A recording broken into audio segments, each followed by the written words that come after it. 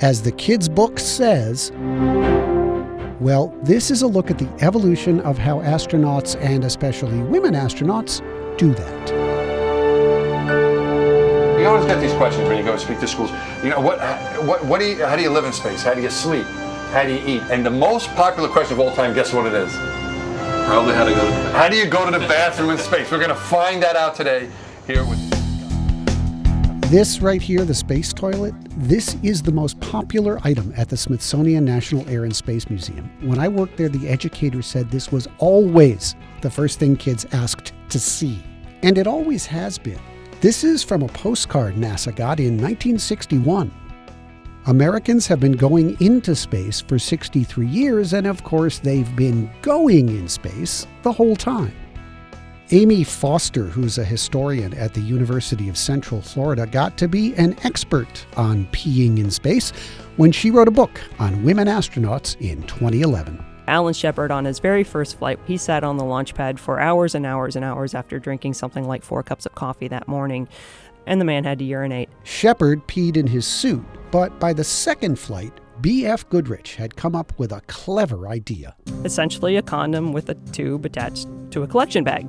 And then this is what John Glenn used. We don't really know what it did, but it is in the Smithsonian. Ask about it next time you're there.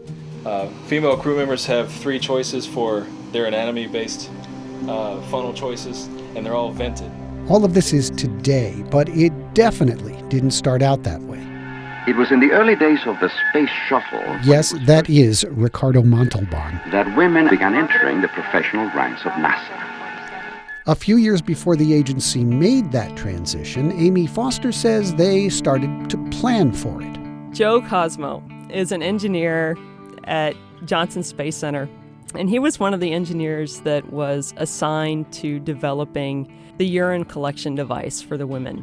But Joe and the guys on his team had a big problem. When I was talking with Joe Cosmo about this design, he talked about a plaster cast model of female genitalia that they had sitting on their desk in the office, basically to use as a model for how to build these things, because otherwise they didn't know what female genitalia looked like. Let that sink in for a second. They didn't know what female genitalia looked like. As you let that sink in, here's the other big thing they didn't know.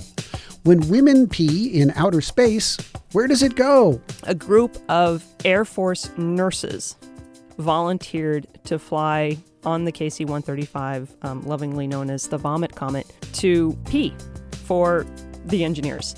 These nurses volunteered to go up and pee on tape, essentially, so that they knew what they were dealing with in terms of how to design these things. After the engineers finally had it clear what they were working on, they presented their prototypes to the women astronauts.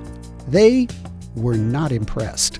Kathy Sullivan called them fascinating and mainly hilarious combinations of bizarre and ridiculous. Ray Seddon will be the most open about saying, yeah, she'd bring these things home and, lay in the bathtub and convince herself that she needed to pee and give them a try. Actually, they did more than that. We would fly on the KC-135 and try to use the thing floating in your 30 seconds of weightlessness and trying to empty your bladder. And we, would wear it walking around a little bit, but it was uncomfortable. It was, sort of felt like it was maybe designed by men. The program spent a fair amount of time and effort going down some rabbit holes for one key reason, I think, which is that none of the guys could imagine ever wearing diapers. NASA had this problem with clothing and a lot of things in the 1980s. Up till then, it had been an all-male, all-white institution.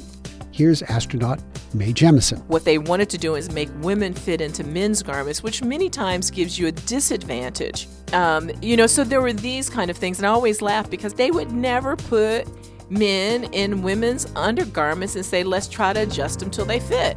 A lot of things are better now. Women design things, but creating equality at NASA and everywhere else in America can be really, really hard.